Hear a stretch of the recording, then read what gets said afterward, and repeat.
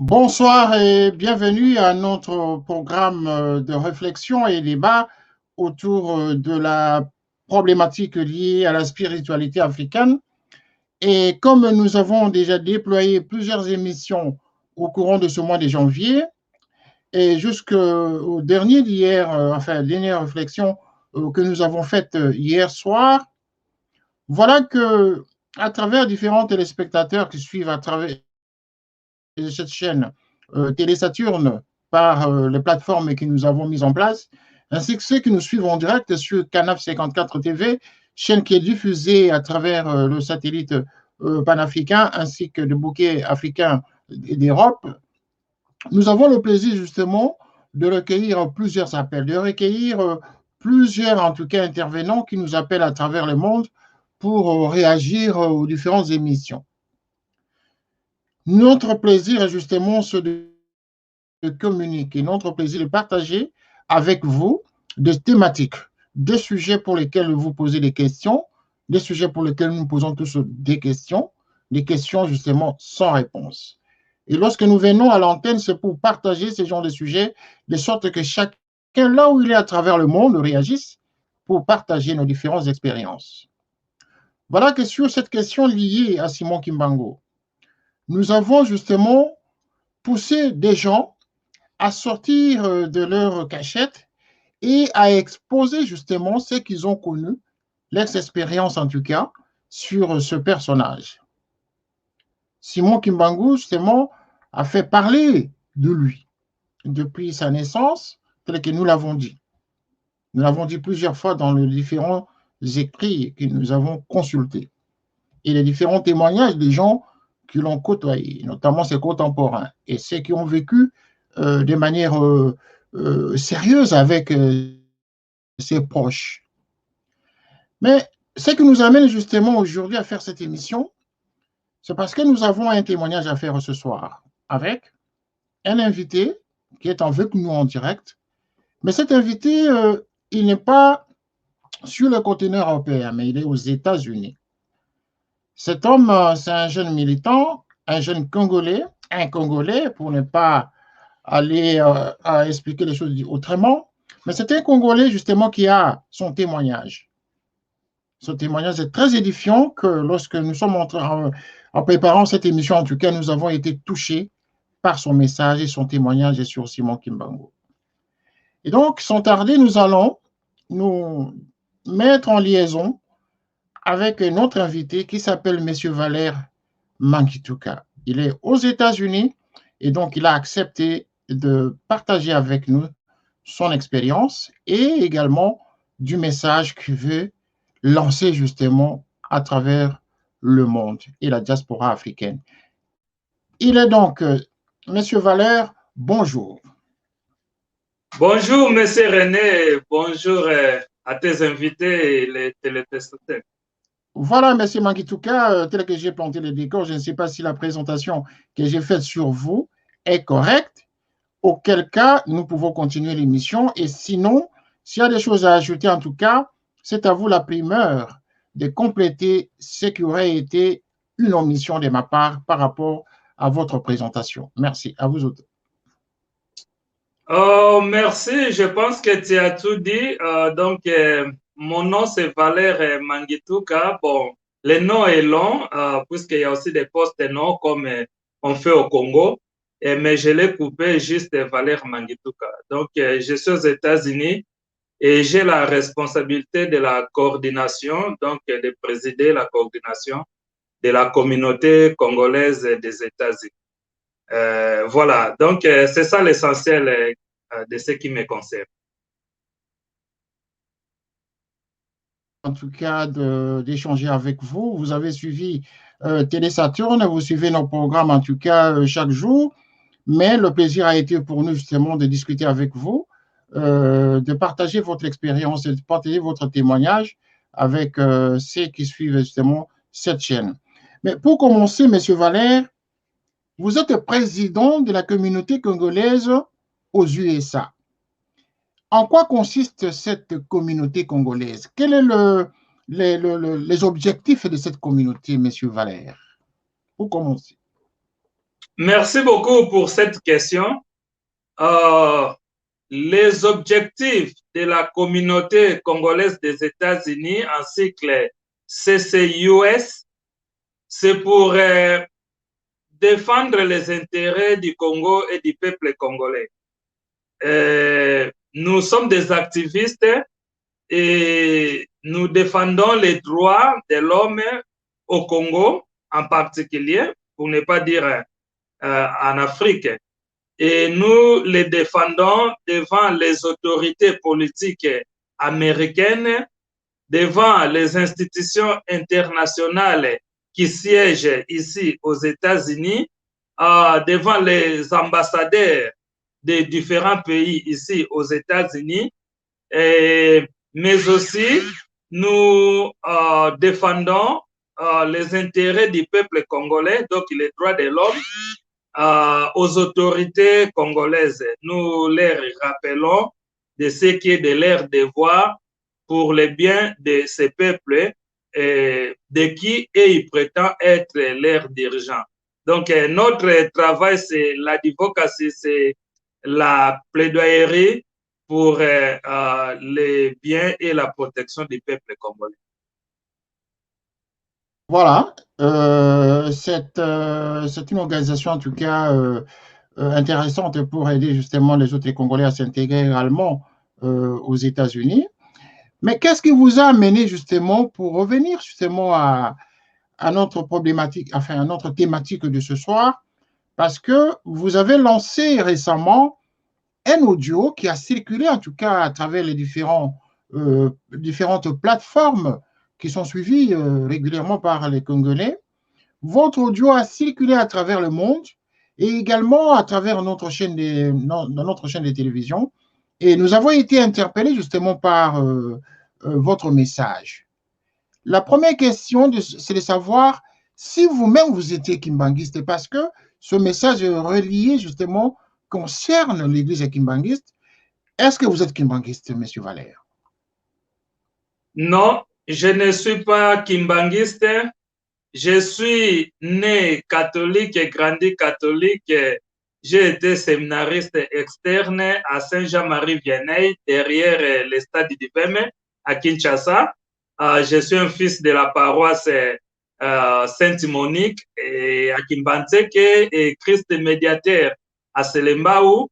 Et quand je suis sorti du Congo, j'ai aussi fait d'autres églises, comme on le dit, parce que l'église catholique, nous les trouvons à l'étranger en train de dormir. Parfois, ça enlève un peu le goût là d'être encore catholique. Donc, on était parti dans d'autres églises. Et au moment où je parle, je suis membre de l'église des saints des derniers jours. Donc, je ne suis pas kimbanguiste. Vous n'êtes pas kimbanguiste, mais actuellement, vous vous retrouvez aux États-Unis. Et c'est ce qui va nous ramener justement à la thématique de ce jour, de cette émission. Vous êtes catholique et vous n'avez jamais été proche des kimbanguistes. Vous vous retrouvez aujourd'hui aux États-Unis, mais qu'est-ce qui vous rapproche aujourd'hui de la philosophie religieuse ou spirituelle de Simon Kimbangu? Vous avez dit tout à l'heure pendant la préparation de cette émission que vous avez eu des révélations. Et donc, vous avez des témoignages à faire autour de cet homme. Qu'est-ce qu'il en est au juste, M. Valère? Merci beaucoup, M. René. En fait, les révélations de la part de Dieu, les révélations de la part de Fumu Kimbangu, il y en a beaucoup. Mais ma vie a été touchée il y a plus de 15 ans maintenant. Quand j'ai eu la première vision, je parle ici d'une vision. Je ne parle pas d'un rêve, quelqu'un qui est en train de dormir et puis il fait les rêves. Je parle d'une vision, c'est-à-dire tu médites, tu lis la parole de Dieu, tu médites ou tu pries, et puis du coup, tu as la sensation que tu as perdu contrôle de tes propres pensées et tu as la sensation que tu es dans un autre monde, je peux dire, et puis l'image t'apparaît d'un homme, un homme qui était vêtu des étoiles et un homme qui a eu la couronne royale avec 4 étoiles et tenant dans ses bras un épée qui brillait, qui vibrait et qui s'est présenté comme étant Kimbangu. Alors, je me suis rappelé, je suis congolais, on a entendu parler de Kimbangu. Et il m'a parlé ce qu'il a voulu me dire. Mais ce que je peux dire en ce moment, c'est que c'est dans cette année que cette personnalité, je l'appelle personnalité par rapport au temps là, parce qu'en ce moment ici, je l'appelle autrement, mais puisque je fais allusion au temps là, cette personnalité m'a dit que tu partiras en Amérique. Oh, en fait, ce n'était pas le nom de l'Amérique. Tu partiras dans un pays qui est puissant, développé, où un homme noir va s'élever pour diriger. Et c'était ça le symbole. Et je me rappelle l'année 2008 où je suis arrivé aux États-Unis, 7 mois avant, et il m'a encore précisé que tu dois arriver avant les élections. Tes pieds doivent toucher le sol de ces pays avant les élections pour confirmer un symbole que ce noir gagnera. Et voilà comment il m'a aidé dans les démarches. Je te dis que je n'ai jamais payé un franc CFA puisque cela s'est passé en République gabonaise et je n'ai payé aucun franc CFA pour que je sois en Amérique. Je suis en Amérique.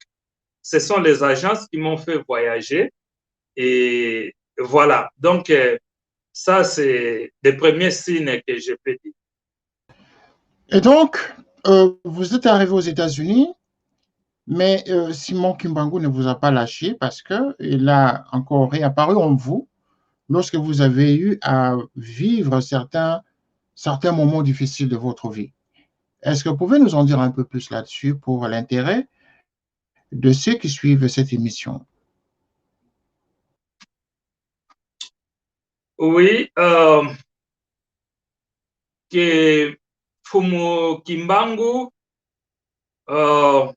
m'aide à partager ce que je n'ai jamais partagé avec les gens, surtout dans les médias.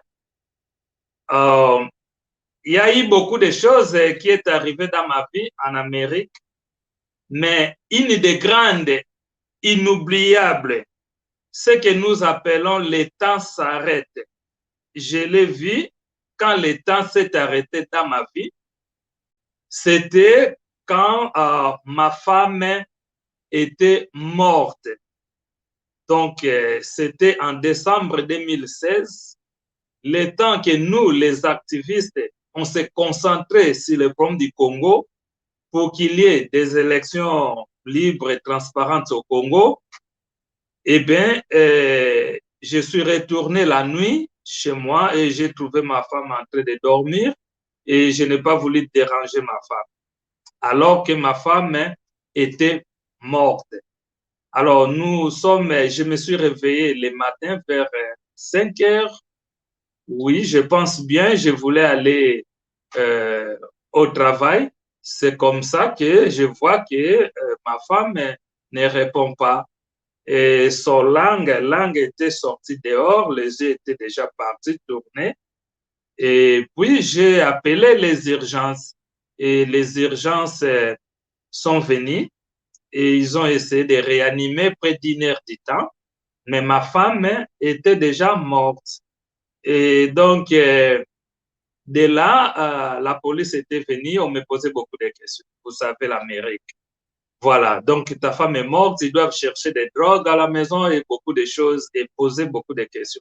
Et c'était un policier anglais et il a compris que j'avais l'accent français. Donc, il a dit, OK, on appelle d'autres policiers qui parlent français. et les policiers francophones sont venus, on a encore continué les investigations sur moi. Et donc, c'est comme ça que le moment était parti, il devait amener ma femme, le corps de ma femme et le mettre dans le morgue. Et c'est là où il y a eu un grand esprit qui est descendu à moi, qui m'a parlé que c'était le temps de prier. Et sans rien discuter, j'ai directement dit aux policiers, il est temps de prier, vous me laissez prier. Et les policiers aussi, avec le respect et la déontologie que je peux dire, ils m'ont laissé même l'espace de prier. Et je me suis agenouillé et j'ai prié. Et quand je me suis levé, quand j'ai dit Amen, et ma femme a repris la vie. Et c'est comme ça que les urgences, le personnel médical qui était avec ma femme dans notre chambre ont commencé à crier qu'elle est de retour, qu'elle est de retour, qu'elle est de retour. Alors, c'est là où elle devait déchirer leur certificat de décès qui devait conduire le corps de ma femme dans leur mort. Et voilà, ça c'est une chose qui est venue dans ma vie. Et les docteurs ont fait leur pronostic à l'hôpital qu'elle ne devait pas retourner normale. Elle devait passer 6 mois à l'hôpital et puis elles ne savent pas. Il y avait beaucoup de pronostics, je peux dire. Donc voilà que à chaque fois il disait cela. Moi, je me rappelais de l'esprit là de Dieu qui m'a saisi à prier. Et je faisais des jeûnes pendant que j'étais avec ma femme dans les comas, comme on appelle ça. Et le miracle est que sur 6 mois que les docteurs avaient prononcé, ma femme n'avait fait que 2 semaines. Donc, elle a fait 2 semaines, elle est sortie du coma. Et l'autre 2 semaines, on était dans la réanimation, c'est-à-dire la réhabilitation pour l'aptitude physique et morale. Et c'est ça qui est arrivé. Alors, dans le contexte de Fumu Kimbangu, et ce qui m'a étonné, c'est que l'autre jour, il s'est révélé pour me rappeler cette histoire et me dire que c'est bien lui qui m'avait demandé de prier pour des raisons qu'il n'a pas voulu que je sois dérobé, que je sois dérangé, que je sois troublé et que je laisse ce que je suis en train de faire. Alors, il fallait qu'il intervienne. Et sinon aussi, le monde allait accuser de beaucoup de choses. Alors, je me suis rendu surpris de savoir que ce grand esprit, Fumu Kimbangu, Kimbangu, Ngumbani, Mbangu, il peut accompagner l'homme noir qui a quitté l'Afrique, même aux États-Unis, spirituellement. Et il peut veiller et il peut l'accompagner. Et c'est là où que je me suis troublé et je me suis saisi de cette puissance et grand esprit qui veille sur l'homme noir partout où il est. Voilà ce que je peux dire à ce stade-là. Donc, aujourd'hui, vous n'êtes pas, comme vous l'avez déjà dit à l'introduction de cette émission, que vous n'étiez pas kimbanguiste, rien de cela, mais que vous voulez justement manifester votre volonté de contribuer à certaines œuvres auprès de l'Église kimbanguiste. Comment vous est venue l'idée justement de lancer ce message audio justement pour la collecte de fonds et ces collectes de fonds devaient être destinées justement à la construction des activités au niveau de Nkamba. Qu'est-ce qui vous a motivé? Est-ce que c'est Kimbangu qui vous a encore révélé sa présence justement pour que vous alliez un peu plus loin dans la démarche qu'il vous a assignée? Oui, merci beaucoup encore pour ça. Comme tu peux le voir, c'est difficile d'imaginer une telle action, tu vas commencer comment? Et c'est bien lui, le grand esprit qui veille sur l'homme noir partout où il est, Kimbangu, qui s'est révélé à moi le matin du 2 janvier 2021. Et il m'a dit, d'abord moi j'ai compris ça d'une manière personnelle. Il m'a dit, nous sommes entrés en 2021. Tu dois aller donner ton offrande en Kamba. OK? Et moi, je dis, il n'y a pas de problème. Mais moi, partir en Kamba, nous les activistes, partir en Kamba, ça c'est ma mort à l'aéroport d'Engile. Et il m'a dit, oui, tu dois partir en Kamba et tu dois dire à d'autres Congolais, commençant par ce que tu représentes, ce que tu diriges, c'est-à-dire la communauté congolaise des États-Unis. Tu dois leur dire ces messages, que ceux qui veulent participer puissent participer. Il a dit, je vous invite à être debout pour le Congo et c'est-à-dire qu'il dit qu'il sait que nous sommes debout pour le Congo, mais nous sommes debout pour le Congo, nous sommes déconnectés. Nous sommes déconnectés. Et il a dit, l'occasion nous est offerte. Nous, la diaspora congolaise, l'occasion nous est offerte de faire l'offrande en Kamba. Et de là, nous serons connectés. Et nous resterons debout pour le travail que nous sommes en train de faire. Donc, j'ai convoqué la communauté congolaise pour leur communiquer les messages en question, pour voir d'abord comment ils vont percevoir cela et s'ils vont accepter. Et le comité a approuvé cela et la communauté aussi en général a approuvé cela, que celui qui a quelque chose à donner, il va donner, on va mettre ça ensemble et une délégation va descendre en Kamba, au Congo central, pour déposer l'offrande de la diaspora congolaise. Et le message ajoute que même d'autres Noirs qui veulent participer peuvent participer. Parce que c'est du Congo qu'il y aura beaucoup de choses au départ pour l'homme noir. Donc, ce message est vraiment pour tout l'homme noir, pour tout Africain qui veut participer à l'offrande qui nous est recommandée de déposer en Kamba, dans la province du Congo central, en RDC, qu'ils puissent faire cela, qu'ils puissent nous contacter. Ils peuvent vous appeler et nous pouvons entrer en contact avec eux pour prendre ce qu'ils ont, mettre tous ensemble et déposer au Congo, en Afrique. C'est juste le symbole pour bénir, peut-être pour bénir la terre de nos ancêtres. Et cette terre bénira aussi sa diaspora qui vit à l'extérieur. Voilà ce que je peux expliquer. Oui, revenons quand même à la spiritualité, parce que tout à l'heure, vous avez dit que lors des apparitions de Simon Kimbangu dans votre vie, j'aimerais avoir c'est une question de précision quand même.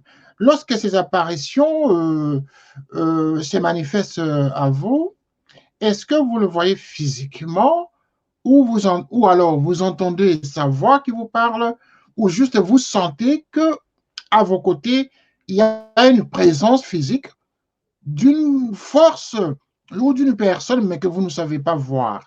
Est-ce que vous le voyez physiquement pour savoir que c'est lui qui vous parlait? Merci beaucoup. Cette question est très importante. Souvent, ça commence par la voix. Tu écoutes et puis ça s'ouvre la vision. Donc, c'est comme si tu étais en train de suivre la radio Et puis, tu tournes les yeux, il y a maintenant la télévision qui donne la même information que tu étais en train de suivre à travers la radio.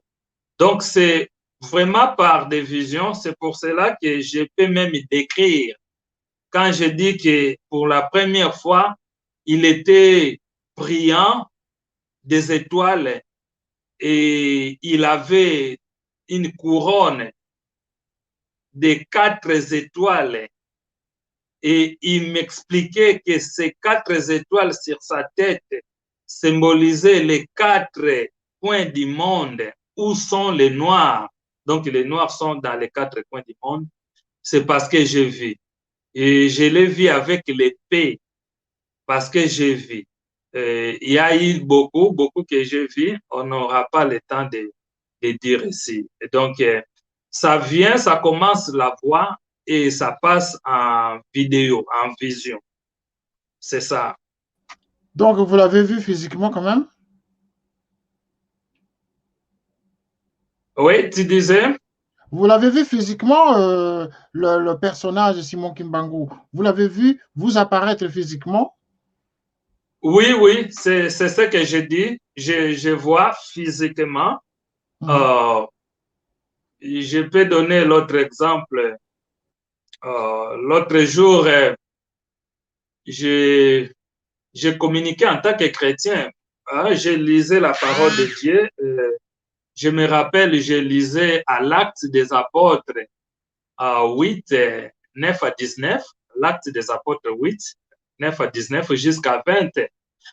Il y avait l'histoire d'un homme riche qui voulait acheter l'autorité de Dieu, la prêtrise de Dieu, le pouvoir de Dieu, qui pensait qu'il va l'acheter avec son argent. Donc, j'ai médité sur ces passages et j'ai demandé, puisque les passages concernaient la foi chrétienne qui est basée sur Jésus-Christ, alors j'ai demandé que le Christ puisse me donner le témoignage de Kimbangu. C'est ce nom qu'on nous parle et puis que moi, je vois, mais je suis chrétien. Mais est-ce que lui, Jésus-Christ, peut me porter le témoignage de Kimbangu? Donc, j'ai senti à ma côté, c'est comme s'il y avait une présence. Et je regarde, je vois, hein, tu vois, c'est comme dans le mur, mais ça paraît l'image d'une créature qui brille, hein, la lumière jaillisse. Et il a porté témoignage et il a montré de ses mains, vous regardez là-bas, et j'ai regardé et j'ai vu ce que j'ai vu et il m'a expliqué. Donc, si je n'avais pas vu, je ne peux pas détailler. Je pense que je peux détailler beaucoup de choses de la manière où j'ai vu ça. Et parfois, je rentre aussi dans les émissions et j'entends aussi ce que les gens parlent. Et il m'arrive des fois de dire oui, ce que cet homme me dit est vrai. C'est ce que j'avais vu. Donc, c'est ça. Si je n'avais pas vu, je ne peux pas décrire. C'est ça, en fait. Merci. Alors, lorsque vous suivez nos émissions, vous regardez que la thématique que nous développons à travers nos médias ici concerne la problématique justement de savoir si Simon Kimbangu était Dieu ou prophète. Auquel cas, s'il était prophète, alors c'est le prophète africain ou Dieu africain. D'après vous, vous qui avez vécu, qui vivez justement cette situation au quotidien, vous n'êtes pas kimbanguiste, j'insiste là-dessus, mais vous vivez ce témoignage, vous vivez sa présence dans votre vie. D'après vous, est-ce que Kimbangu, Simon Kimbangu dont on parle, est-ce que c'est lui Dieu? Qu'est-ce qu'il vous a dit au juste? Et puis, qu'est-ce que vous en pensez en tant qu'intellectuel? Est-ce que le Simon Kimbangu dont on parle, c'est lui le Dieu Tout-Puissant, le Dieu créateur, ou autre chose? Merci beaucoup. Je bénis d'abord Dieu Tout-Puissant, puisqu'il m'a donné cette permission. Je ne m'attendais pas à avoir cette permission pour répondre à cette question. Il m'a dit de vous dire et de témoigner. Kimbangu, c'est un code dédié pour l'homme noir. Du fait d'appeler Kimbangu, tu appelles Dieu le Créateur. Alors, pour toi, l'homme noir,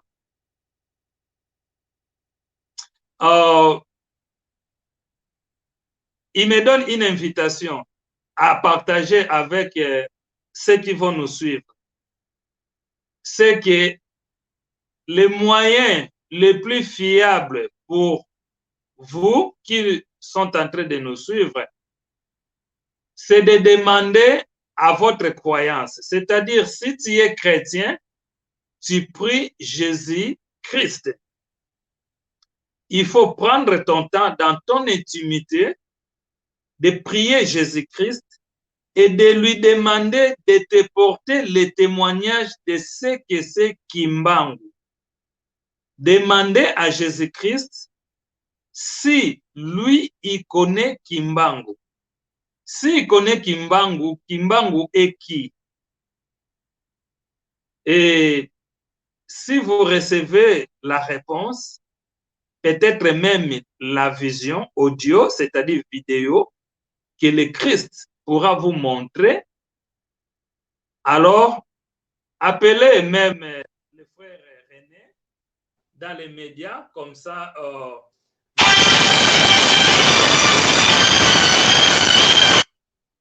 un peu ce que je peux dire. Je dis que Kimbangu, c'est le code.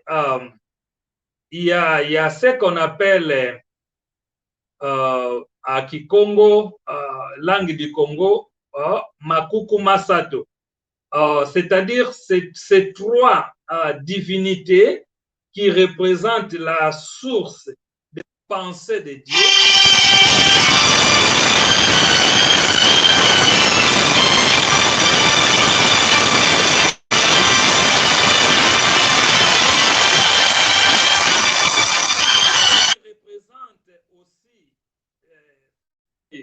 Venant visiter les hommes, c'est au centre de ces trois divinités de Dieu que siègent les rayons là, les croisements là, le centre de gravité là, que siège alors la divinité Kimbangu.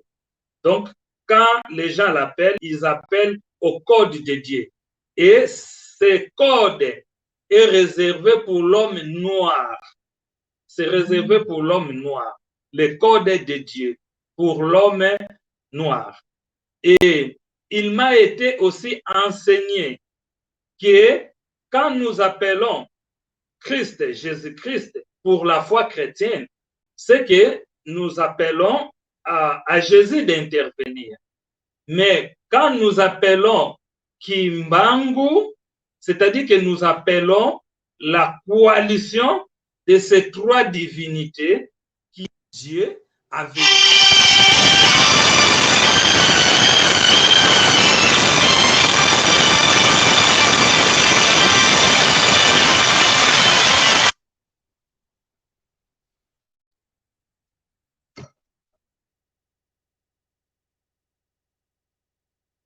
Voilà un peu.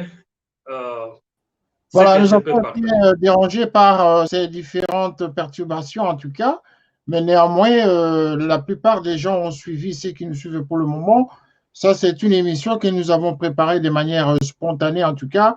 Nous n'avons pas eu le temps d'en faire une grande préparation parce que M. Mangituka, que vous suivez pour le moment, il est aux États-Unis et suite aux différentes émissions que nous avons faites sur la problématique de Kimbangu, s'il était Dieu ou prophète africain, voilà, lui, il a réagi.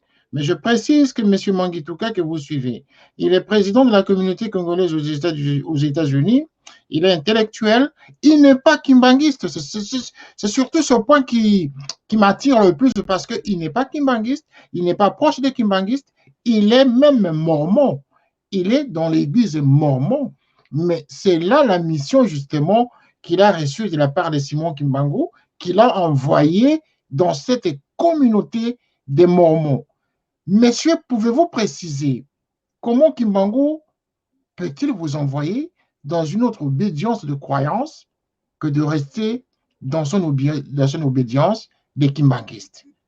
Est-ce qu'il y a eu un message à ce sujet? Pourquoi vous vous retrouvez chez les Mormons que de le suivre lui avec ses fidèles? J'ai perdu un peu de volume à cause des appels qui rentrent et qui sortent. Je cherche un peu.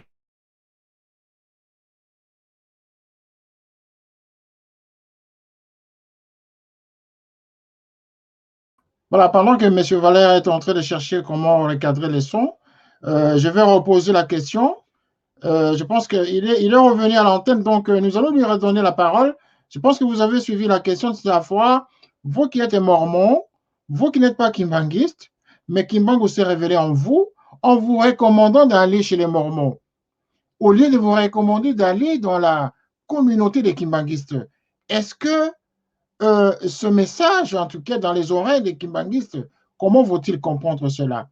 Lui qui est l'entité spirituelle de toute la communauté, mais qui vous recommande d'aller chez les Mormons au lieu de vous recommander d'aller dans l'église kimbanguiste.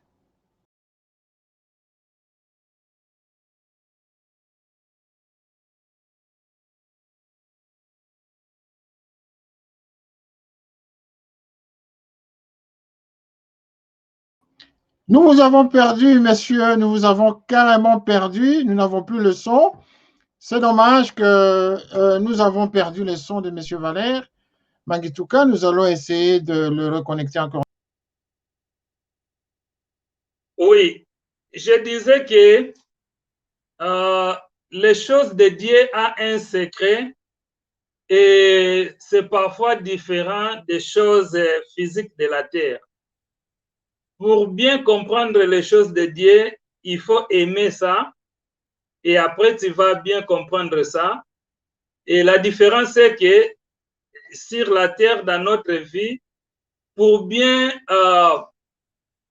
comprendre la personne, nous ne commençons pas à aimer d'abord la personne, nous commençons à comprendre la personne avant de l'aimer. Donc, à ce qui concerne les choses de Dieu, les gens doivent d'abord l'aimer et ensuite ils vont bien les comprendre.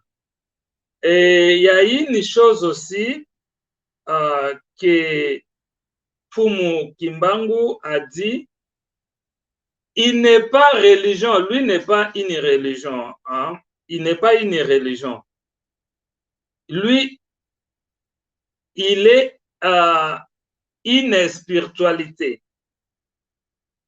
Donc, si nous nous basons sur la religion, nous serons confondus parce que les religions, il y en a tellement beaucoup, et les religions, c'est plus l'homme, la philosophie et l'intelligence de l'homme, tandis que la spiritualité, c'est la révélation, c'est la lumière qui guide, et la spiritualité, c'est l'unité. Je sais une chose, que beaucoup de nous, nous sommes nés de mères. Nous avons fait 9 mois dans le ventre de nos mères. Il y a eu un Dieu qui s'est communiqué avec nous et il nous a créés et nous a donné notre souffle de vie. Donc, nous sommes venus par nos parents sont venus par leurs parents et nos parents sont venus par leurs ancêtres. Donc, si nous voulons bien servir Dieu, je pense que en commençant à chercher ce Dieu qui nous a créés dans le ventre de nos mères et nous a fait sortir en nous donnant le souffle de vie, je pense que nous ne serons pas confondus. Parce que dans ce ministère, il y a maintenant la spiritualité. C'est pour cela que Kimbangu a dit, il est dans la spiritualité, il n'est pas dans la religion. Cela ne veut pas dire que il ne reconnaît pas la religion kimbanguiste, Mais ça veut peut-être dire que si nous nous basons sur des religions, puisque les religions sont aussi connectées avec les politiques, avec les finances, nous risquons de longtemps dormir que de sortir. Alors que si nous nous basons sur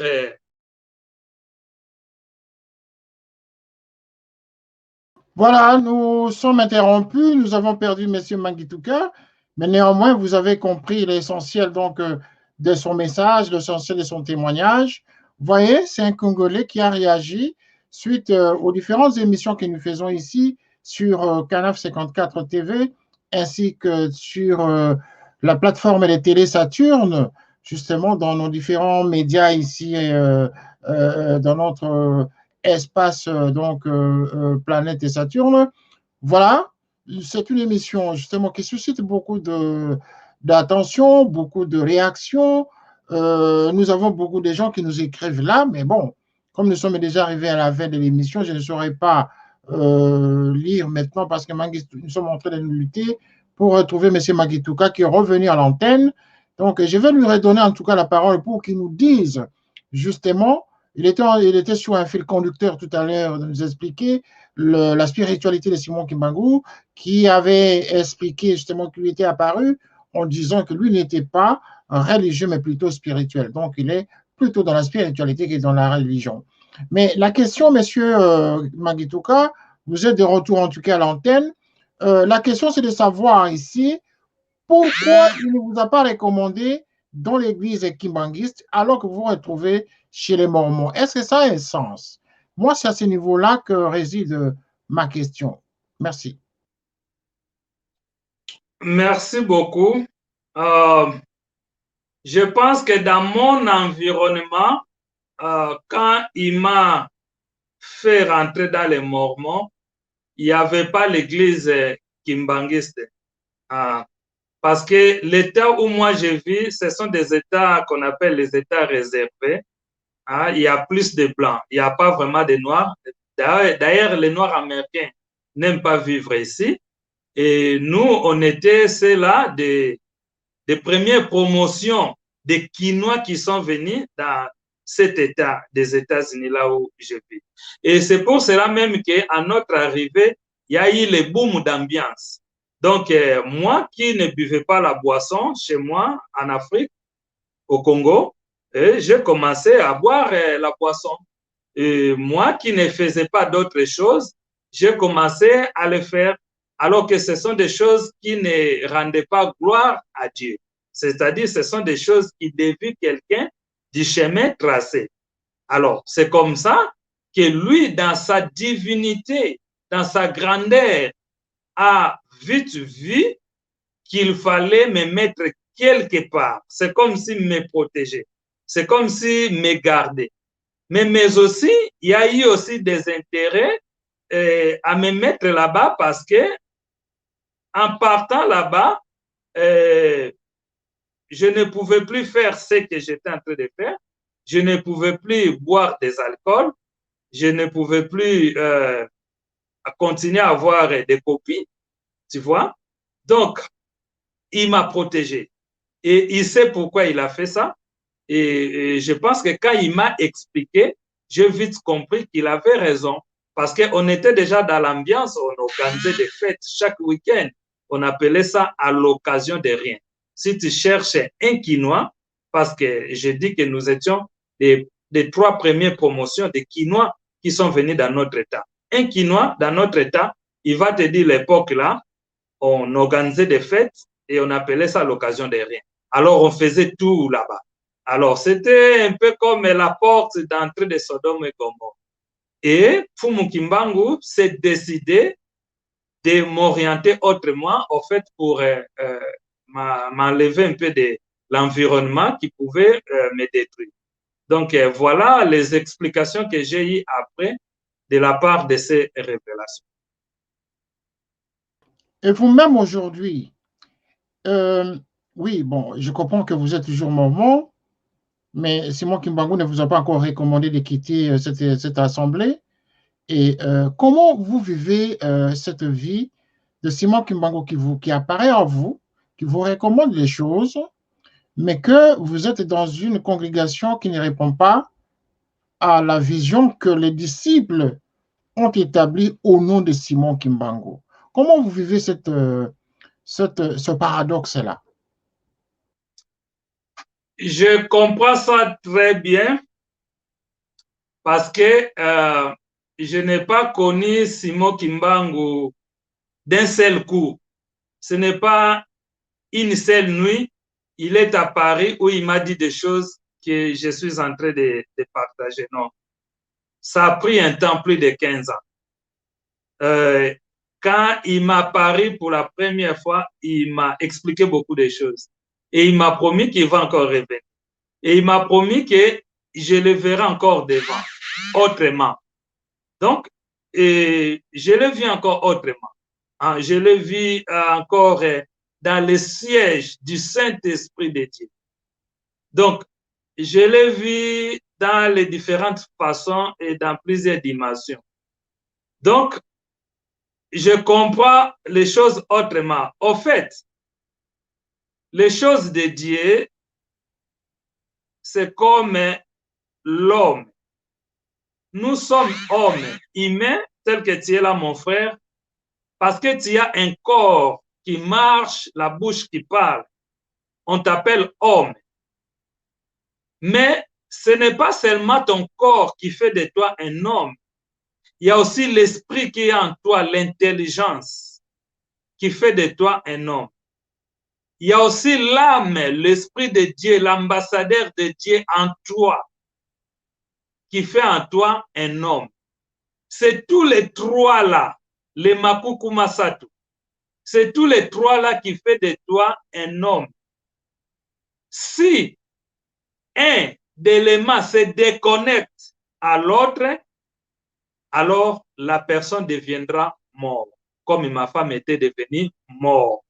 Son corps était là sur le lit, mais son âme était partie. On devait l'enterrer. Au moment où nous parlons, elle devait faire 4 ans ou 5 ans sous la terre. Il fallait prier pour que cette âme qui était partie puisse revenir, qu'elle soit encore homme. Ce sont ces trois éléments qui font de nous hommes. Et Dieu là a dit, créons l'homme à notre image. Cela veut dire qu'en Dieu, il y a ces trois éléments. C'est pour cela que nous sommes créés à son image. S'il n'avait pas ces trois éléments, comment il allait nous créer à son image en nous donnant ces trois éléments? Il en a ces trois. Donc, à partir de ce moment-là, que vient l'unité de Dieu. L'unité dans la diversité des choses. Et c'est pour cela que quand il choisit les gens, il leur donne les missions qui sont différentes de l'un à l'autre. Parce qu'il est Dieu. Je comprends aussi les ministères qu'il peut donner aux gens. Et il y a aussi une chose qu'il faut savoir. Nous, chrétiens, nous lisons la Bible. Mais on ne peut pas aussi être ignorant que quelque part, il y a eu d'autres pratiques qui faisaient partie des traditions, mais dont ceux qui ont écrit la Bible, puisque eux aussi ils croyaient à ça, leurs textes sont rentrés dans la Bible. Alors, Dieu est Dieu, nous ne connaissons pas ce qu'il pense. Il est tellement grand, illimité, on ne peut pas lui donner une forme physique déterminée. Il connaît tellement beaucoup que nous ne connaissons rien. C'est ça qui peut faire qu'il y ait encore ces ministères, différents ministères des églises et des religions. Mais si nous saisissons l'essentiel, c'est de faire du bien, d'avoir l'amour du prochain, je pense que nous allons nous approcher de lui. Et quand nous allons nous approcher de lui, c'est en ce moment-là qu'il va nous révéler des choses cachées. Et il ne révèle pas tout à tout le monde. Il révèle certains par rapport à des missions qui leur sont données. Donc, j'étais devenu mormon. Oui, il y a l'église kimbangiste aux États-Unis, mais je ne les vois pas vraiment là où ils peuvent siéger. Dans chaque État, c'est difficile. Mais Kimbangu a dit que ce n'est pas d'abord la religion qui compte à lui. Il n'est pas religion. Il est spirituel. Il est Dieu dans sa grandeur. Donc, si je lui limite en termes de religion, je risque de perdre. Parce qu'en fait, la spiritualité te révèle des choses cachées parce que tu es franchi. Et la religion te fait lire les Écritures que tu peux bien comprendre, peut-être aussi vérifier. Donc, c'est un peu ça. Je sais que un jour, je vais retourner au Congo. Et je sais que j'irai visiter mes frères et sœurs qui prient dans l'église kimbangiste. Et nous allons célébrer l'œuvre de Dieu sur l'homme noir. Donc, c'est ça, au fait, qui a fait la jalousie à l'homme blanc pour que ce Kimbangu soit arrêté. Et malgré qu'il était arrêté, il a démontré qu'il n'était pas un homme physique, mais il était en mission à un homme physique. Donc, voilà un peu ce que je peux dire en ce moment, mais nous aurons le temps avec l'aide de Dieu pour continuer. En tout cas, M. Valère Mangituka, vous m'avez vraiment, je vais dire, pas séduit ni épaté, mais vous m'avez accroché dans l'idée que nous faisions en tout cas sur la thématique que nous avons lancée justement pour comprendre qui était Simon Kimbangu. Et c'est depuis le début de ce mois de janvier de 2021 que nous avons commencé justement à interpeller nos consciences, à interpeller les Africains, à interpeller les Congolais, à réfléchir sur cet homme. Voilà que ça n'a pas tardé, au bout de quelques émissions, vous réagissez en faisant ce témoignage. Et je le répète encore une fois, vous qui n'êtes pas kimbanguiste, mais Kimbangu vous assiste, Kimbangu a fait des miracles en vous, Kimbangu a fait des miracles dans votre famille. Et à plus forte raison, avoir en quelque sorte, je ne sais pas si le terme qu'on va utiliser consiste de miracles, des résurrections, parce que votre épouse était déjà décédée en fait. Et lorsque vous tournez, vous tournez les yeux vers lui, et votre femme se réveille, alors que les braquards sont là, non mais attendez, je ne sais pas si je suis en train de comprendre ce que vous voulez dire, mais oui, je comprends ce que vous voulez dire. En tout cas, c'est très fort votre témoignage ce soir. Alors, avant de terminer notre émission, parce que nous sommes à la fin, M. Mangituka, revenons à la question de votre audio sur la collecte des fonds et nous allons terminer donc cette émission. Merci. Merci beaucoup. Il nous a été révélé et recommandé de dire à la diaspora en général noire, à la diaspora en particulier congolaise, de faire l'offrande en Kamba. Kamba, c'est le siège où nous pouvons dire de l'église kimbangiste. L'église qui est le symbole de la mission de Fumu Kimbangu en nommé Simo Kimbangu. La divinité, la grandeur de Dieu en homme pour faire l'action physique. Alors, si nous faisons cette annonce, c'est parce que cela nous a été recommandé de le dire à toute la diaspora noire. Et nous allons le dire même aux Noirs américains. Nous allons le dire même à Obama. Si réellement il est encore noir, il peut aussi donner son offrande. Nous allons récolter cet argent et nous allons faire une délégation qui va aller déposer cet argent en Kamba, selon ce qui nous a été recommandé. Et après cela, nous allons voir qu'est-ce qui nous sera encore recommandé, qu'est-ce qui nous sera encore révélé, ou bien quels sont les impacts des bénéfices que la diaspora noire peut commencer à voir en cette année 2001 à cause de l'obéissance spirituelle que nous allons faire à déposer l'offrande collectée en diaspora noire partout dans le monde pour aller déposer ça au Congo, dans la province de Bas-Congo, dans le village de Kamba. Donc, je rappelle à toute la diaspora noire et congolaise en particulier, vous avez le contact de notre frère René, vous avez mes contacts, si je peux les répéter, mon numéro WhatsApp c'est simple, plus 1 D0D 393 95 94. Plus 1 D0D 393 9594. Textez-moi si vous voulez m'appeler le dimanche, je suis disponible, je ne sors pas, je ne travaille pas. Et nous allons collecter les fonds. Tout ce que nous allons trouver, là, je sais que nous avons déjà 700 $ venus de 2 personnes.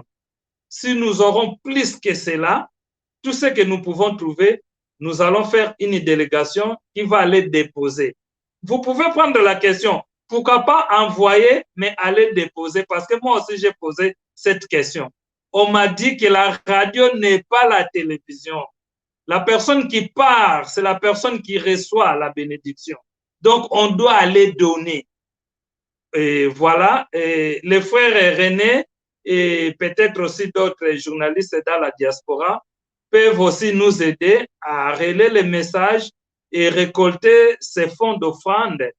Et dans ces fonds d'offrande, les gens peuvent décider. Par exemple, si tu envoies 100 €, tu peux dire que je mets 80 € justement pour l'offrande et je mets 20 $ pour soutenir la mission. C'est-à-dire, la délégation peut acheter quelques billets d'avion pour les gens qui vont voyager. On a besoin que les gens voyagent, qui partent là-bas, qui touchent la terre de nos ancêtres. C'est de ces ancêtres-là que sont venus nos parents et c'est de nos parents que nous sommes venus 19 mois dans leur ventre et Dieu nous a donné notre souffle de vie.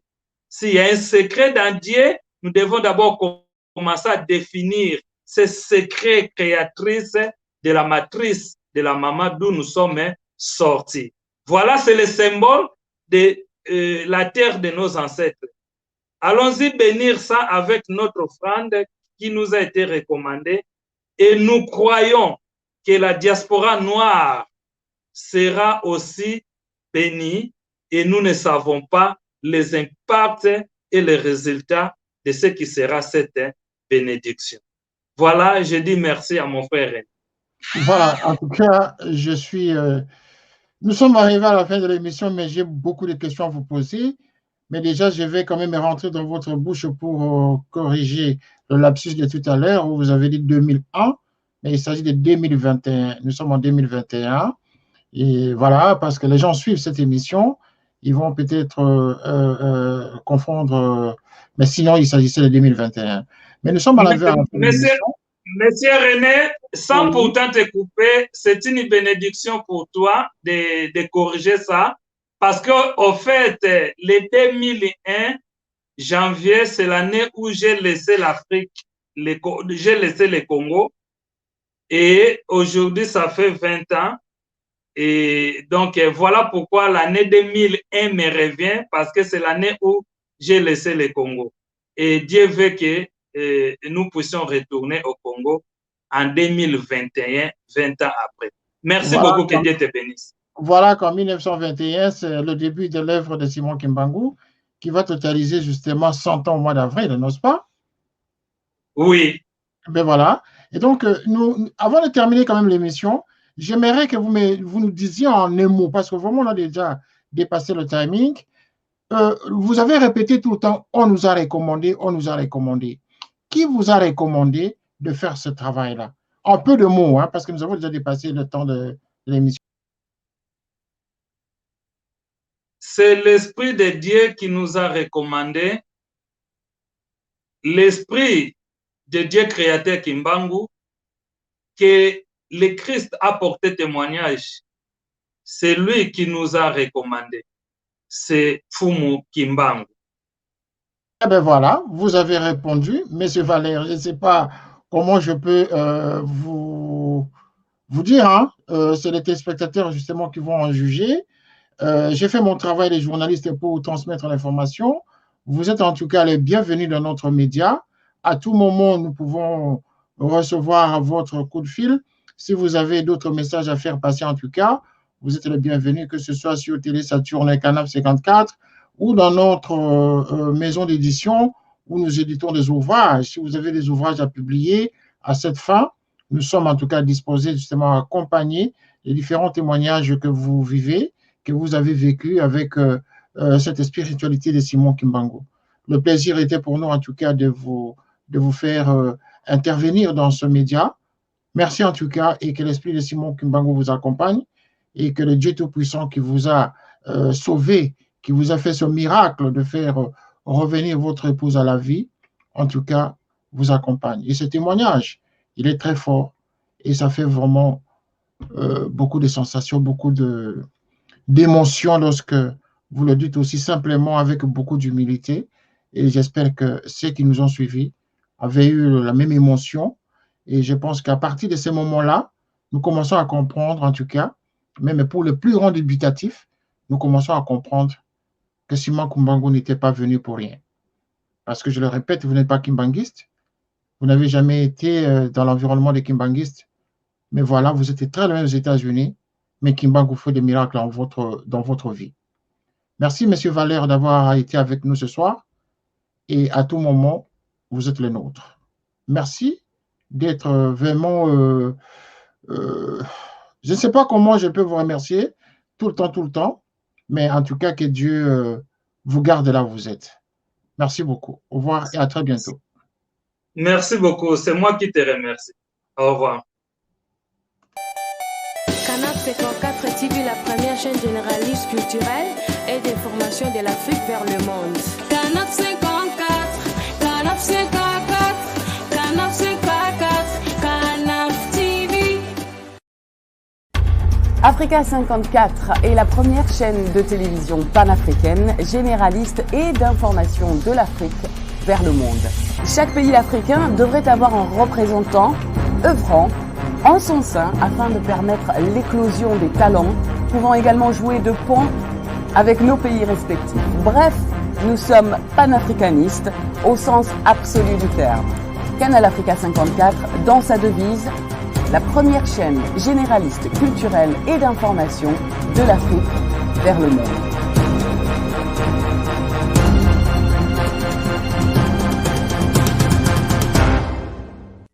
Canal Africa 54 will give to Africans and Afro-Caribbean what they have long been waiting for, expression of their own voice alongside the Western media and elsewhere in the globe. We aim to make the channel professional, sophisticated, contemporary.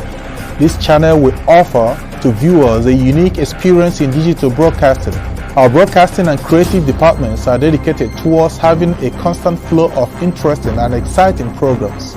By using the most sophisticated methods of production, we aim to provide programming which is second to none, developing and enhancing the digital TV services throughout interactive mediums.